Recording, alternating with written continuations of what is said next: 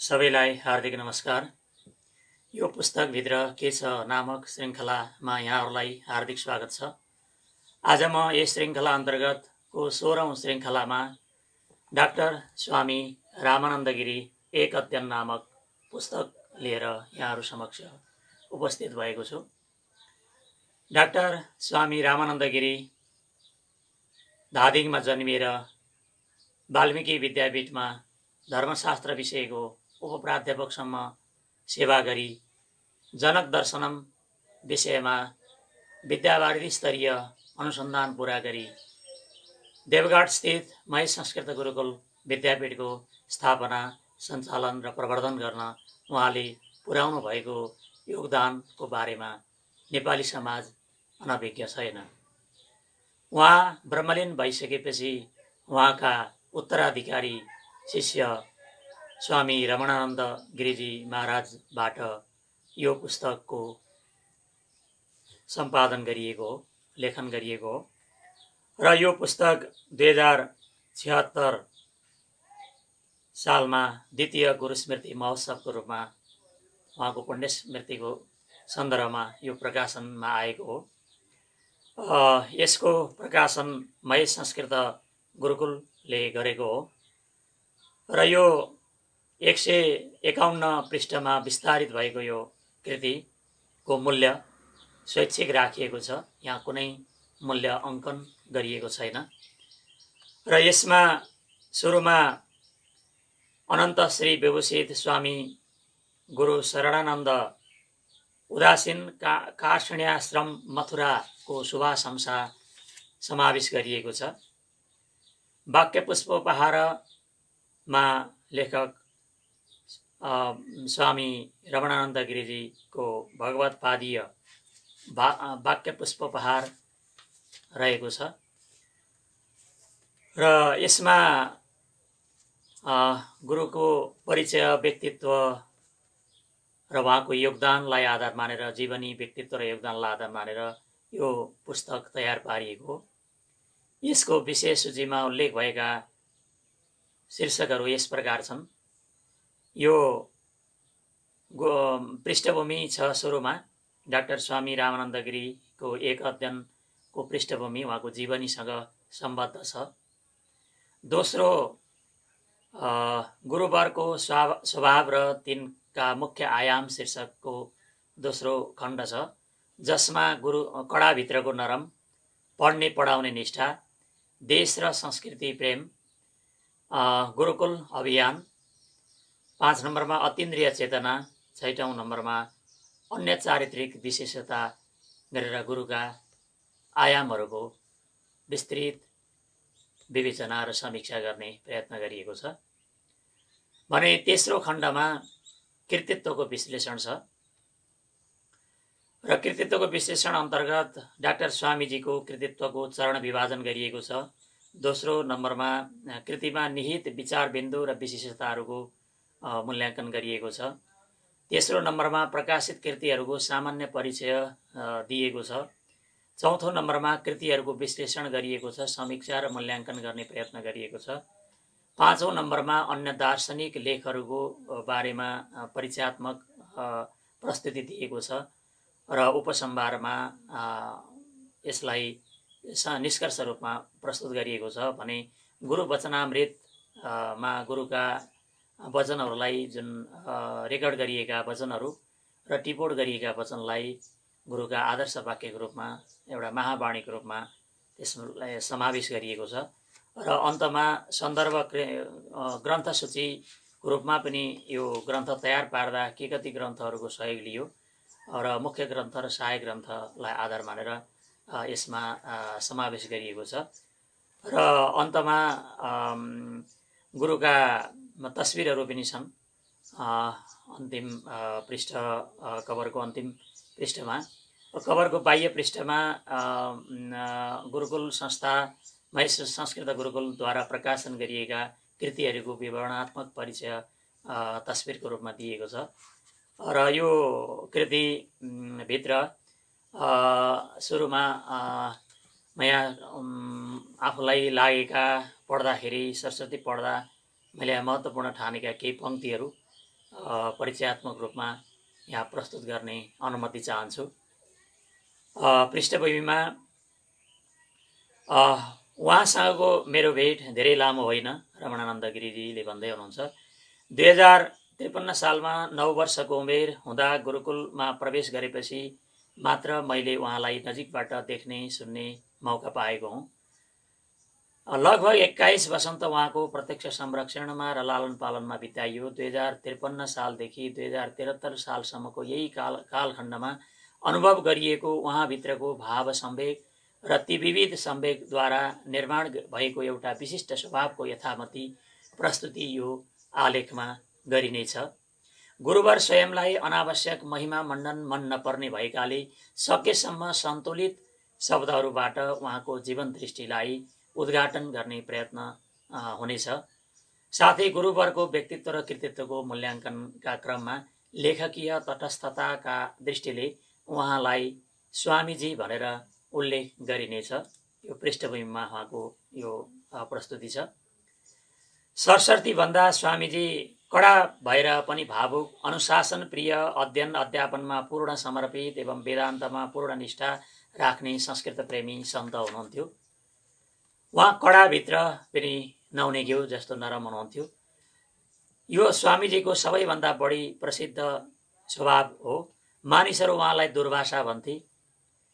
प्रवचनको बेलामा त हल्लिन, मुन्टो बटार्न र औँला चलाउन समेत नपाइने त्यस्तो कडा चाहिँ नियम हुन्थ्यो। उहाँको प्रस्तुतिमा, उहाँको प्रवचनमा सहभागी हुने श्रोता भक्तजनहरूले पालना गर्नुपर्थ्यो।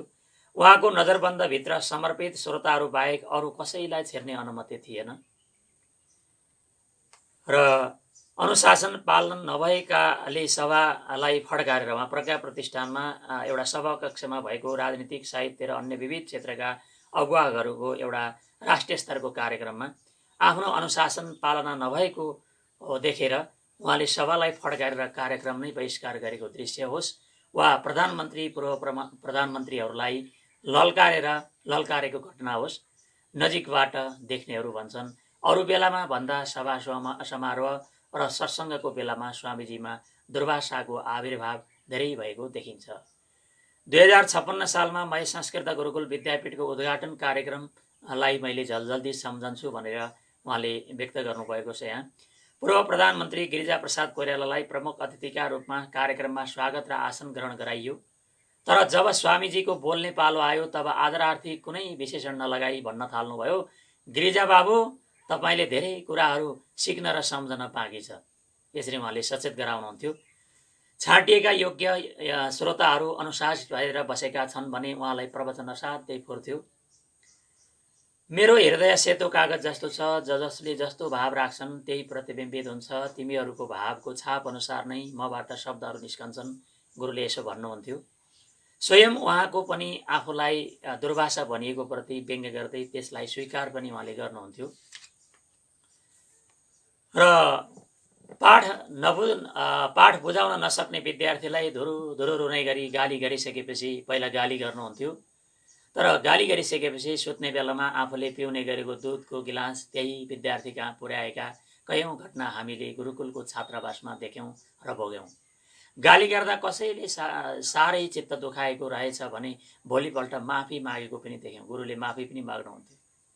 कुनै विद्यार्थीले आमा, देशभक्ति, आर्ष सभ्यता जस्ता विषयमा कविता सुनाउन थाल्यो भने रुमाल भिज्ने गरी आँसु पुछिरहेको भावुक अनुहार पनि हामीले निहाल्यौं।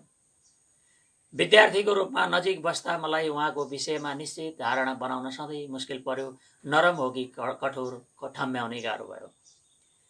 वज्रादपि कठोराणी मृदुनी कुसुमादपि उत्तर रामचरितमा आएको सन्दर्भ अर्थात् वज्रभन्दा कठोर र फुलभन्दा वा नरम हुनुहुन्थ्यो। कालिदासले अझै स्पष्टतासँग भनेका छन्, अदृश्य चाभिगम्यश्च यादो रत्नै रेवार्णवः, अर्थात् महापुरुषहरू समुद्र जस्तै हुन्छन्। रत्नको लोभले डुबुल्की लगाउन मन लाग्छ, तर गोही र व्हेल माछा जस्ता भयङ्कर जन्तुहरू सम्झिँदा नजिक जान डर लाग्छ। महापुरुषहरूमाथि सम्बन्धको बलले हावी हुन सकिँदैन। असाध्यै डरलाग्दा र असाध्यै मायालु पनि हुनुहुन्थ्यो उहाँ। सुरुमा तपाईँ शब्दले उहाँले गुरुजीको दर्शनको जिज्ञासा या सत्सङ्ग सुन्ने इच्छाले कुनै विशिष्ट मान्छे आयो भने त्यो आएका अतिथिलाई सुरुमा उहाँले सम्बोधन गर्नुहुन्थ्यो तपाईँ भनेर। सत्सङ्गमा भिज्दै जाँदा केही समयपछि ऊ स्वयंलाई थाहा हुँदैन थियो त्यो सम्बोधन तिमी भन्दा पनि तल झरेर तँमा पुगिसकेको रहेछ भन्ने कुरा त्यो श्रोतालाई थाहा हुँदैन थियो। वास्तवमा त शब्दको सम्बोधनमा पुग्नु नै गुरुजीको विश्वास प्राप्त शिष्य मण्डलीमा प्रवेश गरेको प्रमाणपत्र हुन्थ्यो। त भनिने व्यक्तिको आध्यात्मिक उन्नति मात्र नभई व्यावहारिक सुख दुःखको पनि उहाँले ख्याल राख्नु भएको पाइन्थ्यो। यो कुराको रहस्य थाहा पाएपछि सबै नवप्रवेशीहरूलाई कहिले गुरुले मलाई त भनी सम्बोधन गर्नुहोला भन्ने प्रतीक्षा गर्ने गर्थे। उहाँमा अपार पुत्र वात्सल्य देखिन्थ्यो। कठोर खपडाको आवरणले नरिवल र त्यसभित्रको सुमधुर जललाई घेरे चाहिँ कडापन उहाँको त्यस्तो सुरक्षा कवच थियो जसभित्र अपार करुणा र स्नेहको समुद्र सलोलाइरहेको हुन्थ्यो। पढ्ने र पढाउने निष्ठा थियो अर्को उहाँको जीवनीको सन्दर्भमा हेर्दा। गुरुजी सत्सङ्गको क्रममा बारम्बार उपनिषदको यो भनाइ दोहोऱ्याइरहनुहुन्थ्यो, स्वाध्याय प्रवचनाभ्याम न प्रमदितव्यम तद्धि तपः स्तद्धि स्तपः। अर्थात् पढ्ने पढाउने काममा कहिल्यै अल्छी नगर्नु, त्यही नै सबैभन्दा ठुलो तपस्या हो। गुरुजीको सम्पूर्ण जीवनलाई मूल्याङ्कन गर्ने एउटै आदर्श महावाक्य खोज्नु पर्यो भने त्यो वाक्य यही हो, स्वाध्याय प्रवचनाभ्याम न प्रमदितव्यम। एक पटकको कुरा हो, एसएलसी परीक्षाको क्रममा हामीले जसरी दिनरात नभनी पढ्यौं, गुरुजी दिनदिनै त्यति धेरै निष्ठापूर्वक पढ्नुहुन्थ्यो। संस्कृतको प्रकाण्ड विद्वान भएर पनि अमरकोश, धातुरूपावली र अन्य निबन्ध ग्रन्थहरूको अध्ययन र आवृत्ति बारम्बार गर्नुहुन्थ्यो। 2073 साल ज्येष्ठ र असारमा पोखरास्थित अम्बरेश्वर सन्यास आश्रममा बसेका ती अन्तिम दिनहरू झलझली सम्झन्छु। गुरुजीले आश्रमको बरन्डामा सुती त्यही धातुरूपावली आवृत्ति गरिरहनु भएको सुनिन्थ्यो, जुन गुरुकुलमा भर्खर प्रवेश गरेका विद्यार्थीलाई रटाउने गरिन्छ। उहाँ अन्तिम अवस्थामा पनि धातुरूपावली, अमरकोश र अन्य निबन्धहरू बारम्बार आवृत्ति गरिरहनुहुन्थ्यो, एउटा परीक्षामा को तयारी गर्न लागेका विद्यार्थीले जस्तै। निरन्तर पढिरहने कुरामा उहाँका आदर्श नयराज गुरु हुनुहुन्थ्यो, जो ज्योतिष र व्याकरण शास्त्र दुवैका प्रकाण्ड विद्वान भएर पनि पाटामा हिँड्दा आधगुण भन्दै व्याकरण सूत्र आवृत्ति गरिरहनुहुन्थ्यो। नयराज पन्त गुरुको एउटा आदर्शलाई उहाँले मानेर स्वामी रामानन्द गिरी यसरी अगाडि बढ्नुहुन्थ्यो। आफ्नै पत्नीको मृत्यु हुँदा समेत अब एकान्तमा ढुक्कसँग पढ्न पाइने भयो भन्ने नयराज गुरुको अव्यावहारिकताको हद नागेको अध्ययन निष्ठा जत्तिकै निष्ठा स्वामी रामानन्द गिरीमा पनि थियो। अर्कातर्फ फर्किएर किताब समाइहाल्ने स्वामीजीको बानी थियो, तिमीले के पढेका छौ, आफूलाई आवश्यक परेको कुनै विद्या या जानकारी उसँग छ भने हत्तपत्त भनिहाल्थ्यो, ल मलाई यो कुरा सिकाऊ। अथवा ऊ दर्शनको जिज्ञासु रहेछ भने तत्कालै एउटा सानो प्रवचन भइहाल्थ्यो।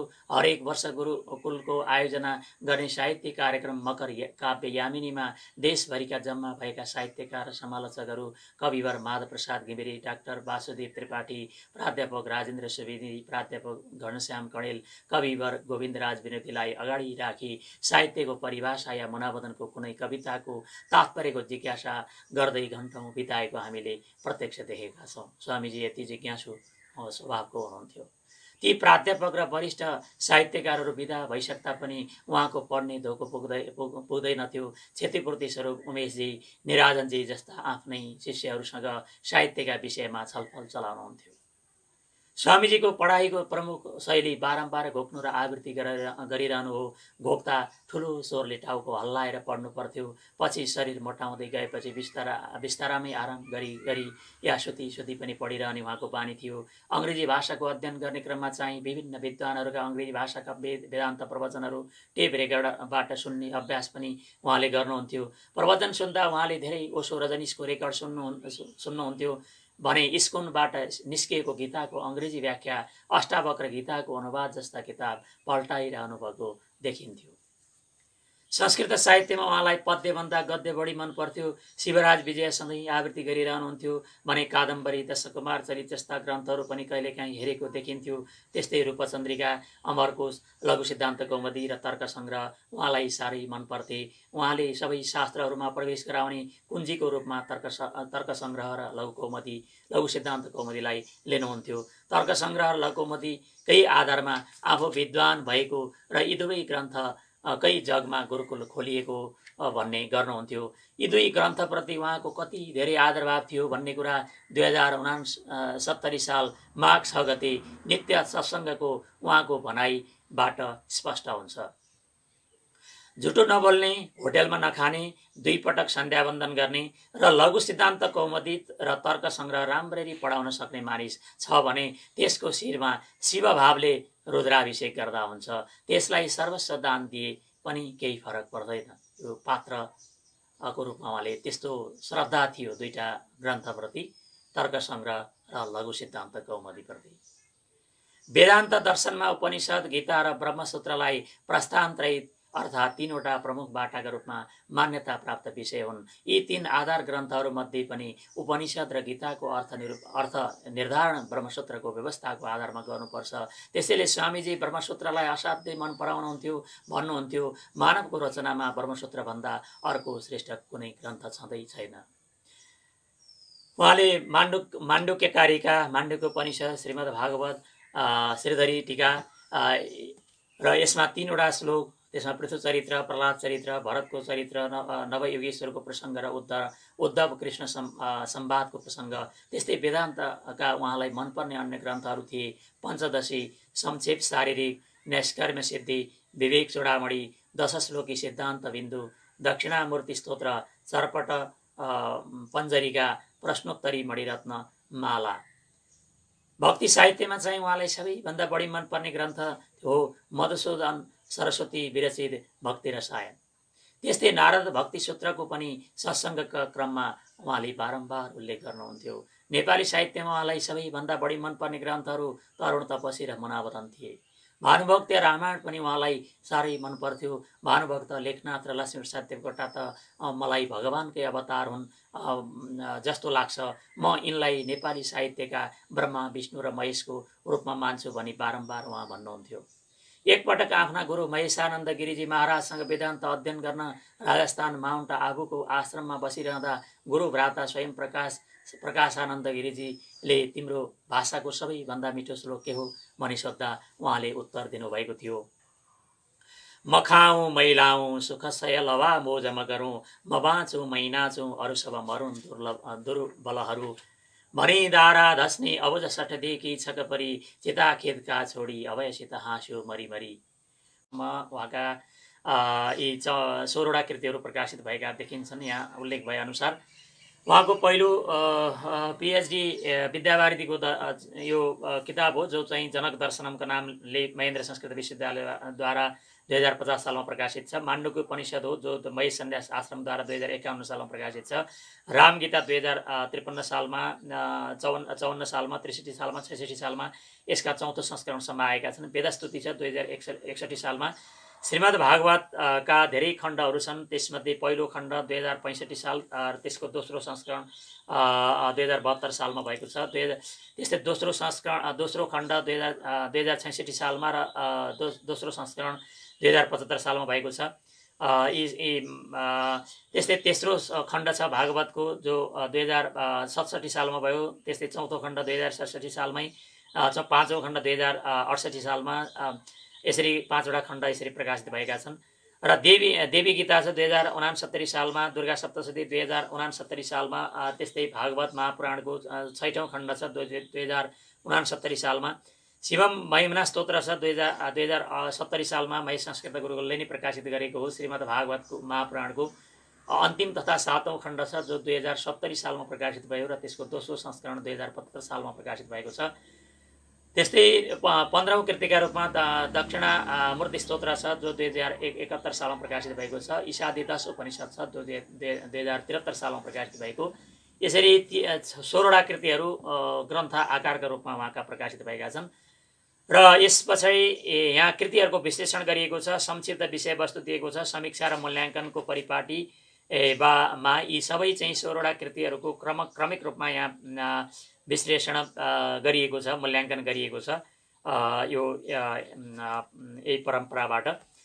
र उहाँका दार्शनिक लेखहरू चाहिँ 12वटा दार्शनिक लेखहरू रहेछन्। ती दार्शनिक लेखहरूको विभिन्न दार्शनिक अनुसन्धानात्मक पत्रिकाहरूमा प्रकाशित लेखहरू, अनेकौं ग्रन्थहरूमा माथि लेखिएका भूमिका एवं शुभकामना मन्तव्यहरू र अन्य केही छिटपुट लेखहरू गरी डाक्टर स्वामीजीले सयौं लेखहरू लेख्नु भएको छ। तीमध्ये उपलब्ध केही विशिष्ट लेखहरूलाई यहाँ उद्धृत गरिएको छ। त्यसमध्ये 2058 सालमा अद्वैत वेदान्त दर्शन र शङ्कराचार्य नामक लेख छ, जो राजर्षि जनक स्मृति कोश 2058 मा प्रकाशित छ। अर्को छ राजर्षि जनक स्मृति कोशमै प्रकाशित भएको भक्तिर्ज्ञानाय कल्पते छ, 2059 सालमा प्रकाशित भएको छ। त्यस्तै अर्को राजर्षि जनक स्मृति कोशको जनक पत्रिकामा श्रीमद् भागवत महापुराण र यसको प्रतिपाद्य विषय छ, जो 2061 सालमा प्रकाशित भएको देखिन्छ।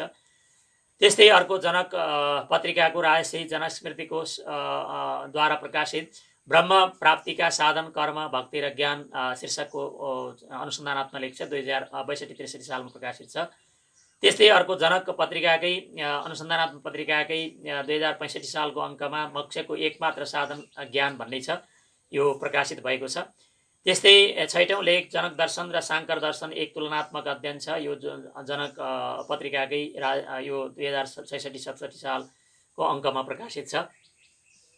त्यस्तै 2068 सालको जनक पत्रिकामा ज्ञान स्वरूप आफू भन्ने शीर्षकको लेख प्रकाशित भएको छ। त्यस्तै 2069 सालमा जनक पत्रिकामै ब्रह्मज्ञानमा अद्वैत सिद्धि ग्रन्थको महत्त्व शीर्षकको अनुसन्धानात्मक लेख प्रकाशित भएको छ। त्यस्तै जनक पत्रिकाकै 2070 सालको अङ्कमा अविद्यास्तमयो मोक्ष नामक यो अनुसन्धानात्मक लेख प्रकाशित भएको छ। त्यस्तै नेपाली राजर्षि जनक स्मृति कोश अन्तर्गत अद्वैत सिद्धिको भूमिकामा अद्वैत सिद्धि ग्रन्थको महत्ता शीर्षकमा 2069 सालमा यो भूमिकाको रूपमा अनुसन्धानात्मक लेख प्रकाशित भएको छ। त्यस्तै अर्को भूमिकाका रूपमा अध्यास भन्ने कृतिको भूमिकामा राजर्षि जनक स्मृति कोशद्वारा प्रकाशित 2070 सालमा प्रकाशित भएको अध्यास कृतिमा अध्यास स्वरूप विवेचन शीर्षकको आलेख प्रकाशित भएको छ। त्यस्तै अर्को भूमिका छ अजातवाद शीर्षकको जो राजर्षि जनक स्मृति कोशद्वारा प्रकाशित 2071 सालमा प्रकाशित भएको अजातवाद कृतिमा माण्डुक्य कारिकाको महत्त्व शीर्षकको भूमिका छ। यसरी 12वटा आलेखहरू यसमा प्रकाशित भएका यिनको चर्चा गरिएको संक्षिप्त रूपमा। र उहाँका यी आलेखहरूका अतिरिक्त गुरु वचनामृत छ, जो यो गुरु वचनामृत स्वाध्याय र प्रवचनका क्रममा गुरु मुखबाट निश्चित वाणी, सुन्दर दृष्टान्त र अन्य उपदेशहरूको तथ्यपूर्ण सङ्कलन हो। यथासम्भव कुन दिन र कुन स्थानमा गुरुले त्यो भाव प्रकट गर्नुभयो त्यसको पनि उल्लेख गर्ने प्रयत्न यसमा गरिएको छ। अन्तरङ्ग शिष्यमण्डलीका टिपोटहरूबाट अधिकाधिक सङ्कलन गरी यसको अझै विस्तार गर्नुपर्ने देखिन्छ। यो संक्षिप्त टिपोट हो। संक्षिप्त टिपोटभित्र केही यहाँ महावाणीको रूपमा एउटा शिक्षाप्रद निर्देशनहरू छन्, उद्गारहरू छन्। यी 114वटा यहाँ उद्गारहरू यहाँ क्रमिक रूपमा 2063 सालदेखि 2000 यो क्रमिक रूपमा यसमा समावेश गरिएको छ। संसारमा समस्या स्वयं खडा हुन्छ, गरिरहनु पर्दैन। संसारमा समस्या स्वयं खडा हुन्छ, गरिरहनु पर्दैन। यो 2063 सालको उहाँको यो मार्गदर्शन थियो। त्यस्तै विद्यार्थी जीवन भनेको के हो भन्ने बारेमा 2063 साल पुसमा उहाँले उद्गार गर्नुभएको थियो। यस्तो एउटा विषयमा आचार्य पास गरेपछि बल्ल असली विद्यार्थी जीवन सुरु हुन्छ, अर्थात् स्नातकोत्तर वा एमए गरेपछि मात्र विद्यार्थी जीवन बल्ल त्यहाँबाट सुरु हुन्छ भन्ने उहाँको गुरुको एउटा आदर्श वाक्य थियो। त्यस्तै 2063 साल पुसमै उहाँले व्यक्त गर्नुभएको थियो, दिनु राख्नु हो र राख्नु नासुनु हो। हामीले राख्दाखेरि चाहिँ जोगिन्छ भन्छौँ, तर दिँदाखेरि जोगिँदो रहेछ, दिँदाखेरि चाहिँ बचत गरेको जस्तो हुँदो रहेछ, उहाँको यो आदर्श वाक्य छ। त्यस्तै 2063 पुसमै उहाँले सद्गुणबाट सुरु नगरी निर्गुणमा नटुङ्गी ज्ञान हुँदैन। सद्गुणबाट सुरु नगरी र निर्गुणबाट नटुङ्गिकन ज्ञान चाहिँ प्राप्त हुँदैन। शर्तमा भएको प्रेम देखावटी हुन्छ, उहाँको प्रेम सम्बन्धी दृष्टिकोण। अर्को प्रेमको परिभाषा छ प्रेम मुखबाट होइन आँखाबाट निस्कन्छ। भगवान र प्रेम एउटै हो। जसको हृदयमा विशुद्ध प्रेम छैन त्यो वास्तविक नास्तिक हो। यो त्यसै सङ्गठन भएपछि धर्म समाप्त हुन्छ। अहिले धेरै जसो धार्मिक सङ्गठनहरू खुलिराखेका छन्, उहाँ धर्म सङ्गठन कहिल्यै गर्नु भएन।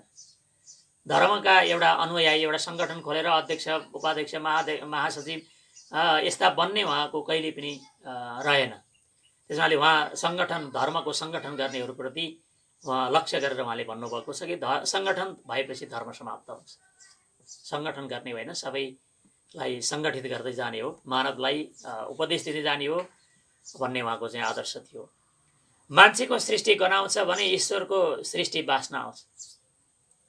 हामी मान्छेभन्दा ईश्वरतिरको यात्रा गर्नुपर्छ। हामी गनाउने होइन, बसाउँदै जानुपर्छ, ईश्वरतिर लम्कनुपर्छ भन्ने सन्दर्भमा यसरी उहाँको आएको छ। त्यस्तै उहाँको प्रेम सम्बन्धमा अर्को धारणा पनि छ। प्रेम त्यस्तो सम्बन्ध हो जो भक्त र भगवान दुवैमा बस्दछ। भक्तमा पनि बस्छ र भगवानमा पनि बस्छ। वास्तविक प्रेम त्यस्तै हो, त्यही हो। सृष्टिलाई होइन दृष्टिलाई बदल्नुपर्छ। हामी सृष्टि मात्रै गर्छौँ तर दृष्टिलाई बदल्दैनौँ। सृजना गरेर, नयाँ नयाँ निर्माण गरेर, नयाँ नयाँ पुस्तकहरू निकालेर, नयाँ नयाँ प्रवचनहरू गरेर हामी दृष्टिकोण नयाँ ल्याउन सकेनौँ भने केही अर्थ रहँदैन। उहाँ सृष्टिलाई होइन दृष्टिलाई बदल्नुपर्छ भन्ने सन्दर्भमा यो उहाँको उद्गार यसरी आएको छ। बढिया छोरो हुनुभन्दा घटिया छोरो हुनु बढिया हो। बढिया छोरो हुनुभन्दा घटिया छोरो हुनु बढिया हो। ठुला कुल घरानामा जन्मेर कुलतमा फसेर अगाडि जानुभन्दा दुःख सङ्घर्ष गरेर घटिया भएर क्रमशः बढियातिरको यात्रा गर्नु निश्चय नै श्रेयस्कर हुनेछ भन्ने सन्दर्भमा सम्भवतः यो उद्गार आएको हुनुपर्छ। अज्ञानी सधैँ व्यक्तिगत स्वार्थको कुरा गर्छ भने ज्ञानी सधैँ लोकहितको कुरा गर्छ। स्वार्थकै मात्रै कुरा गर्ने मान्छे अज्ञानी हो। जो परलोकको लोकहित एकको कुरा गर्छ त्यो ज्ञानी हो भन्ने उहाँको सन्दर्भ छ। शास्त्रको अध्ययनबाट जुन प्रकाश मिल्छ त्यसको तुलना कुनै भोगसँग हुनै सक्दैन। एउटा किताब पढ्दा, एउटा आध्यात्मिक चिन्तन गर्दा एउटा जुन चाहिँ आनन्द आउँछ, प्रकाश मिल्छ, ज्योति फ्याँजिन्छ, त्यो भोग कुनै पनि भोग, ऐश्वर्य, सुख सुविधाहरू भोग्दा प्राप्त हुँदैन। महत्त्वाकांक्षी व्यक्तिले उन्नति गर्न सक्दैन। हरेक कुरामा हामी महत्त्वाकांक्षी हुँदै गयौँ, सामाजिक प्रपञ्चमा फस्दै गयौँ भने हामीले उन्नति गर्न सक्दैनौँ। वास्तविक उन्नति हुँदैन, देखावटी हो भन्ने सन्दर्भमा उहाँको यो आएको हुनुपर्छ। उत्रिने कला, संसारबाट उत्रिने कला बरु लासले जान्यो तर मान्छे, जीवित मान्छेले जानेन। हामी उत्रिन खोज्छौँ, डुबिरहेका छौँ सांसारिक प्रपञ्चमा। संसारबाट उत्रिने कला बरु लासले जान्यो तर जीवित मान्छेले जानेन। बिना आग्रह र अवरोध प्रकृतिको स्वभाव भावतर्फ बढ्नु र शरीर इन्द्रियबाट भइरहेका कर्ममा कर्तृत्व भाव नराख्नु नै संसार बन्धनबाट उत्रने कला हो। लासले नदीमा पूर्ण रूपले आत्मसमर्पण गरे जस्तो समष्टि अस्तित्वमा पूर्णतः समर्पित हुने व्यक्ति कहिल्यै संसारको जंजालमा फस्दैन, पुनर्जन्मको चक्करमा फस्नु पर्दैन। संसार अनादि कालदेखिको बासी भात हो, त्यसलाई नखाऊ।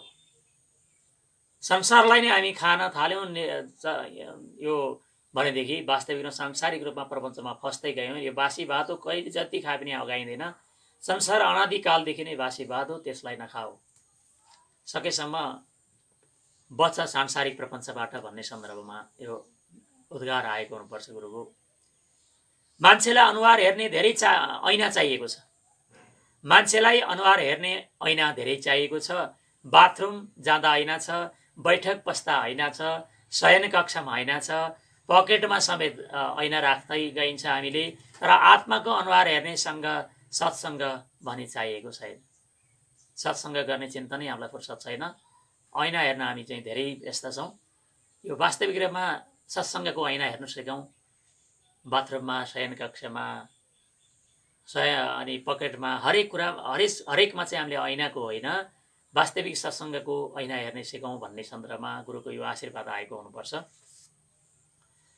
मनुष्यको सारा व्यवहार बदर मतपत्र जस्तै हो। हामीले जति पनि चाहिँ व्यवहार गर्छौँ, सांसारिक चाहिँ प्रपञ्चका व्यवहारहरू ती वास्तविक रूपमा बदर मतपत्र, बदर भएको मतपत्र जस्तै हो, जसको मूल्य नै छैन। मनुष्यको सारा व्यवहार बदर मतपत्र जस्तै हो। विवेक बिनाको जीवन एकान्तमा धिक्कार्नका लागि मात्र योग्य हुन्छ। यदि बुद्धि त छ, यदि विवेक छैन भने विवेक बिनाको जुन ज्ञान प्राप्त गरियो, एमए पिएचडी डिलेट जेसुकै गरे पनि, जस्तो सुकै उपाधि लिए तापनि यदि विवेक छैन भने त्यो वास्तविक रूपमा एकान्तमा धिक्कार्नका लागि मात्रै त्यो योग्य हुन्छ। सार्वजनिक रूपमा चाहिँ त्यो स्वीकार्य हुँदैन।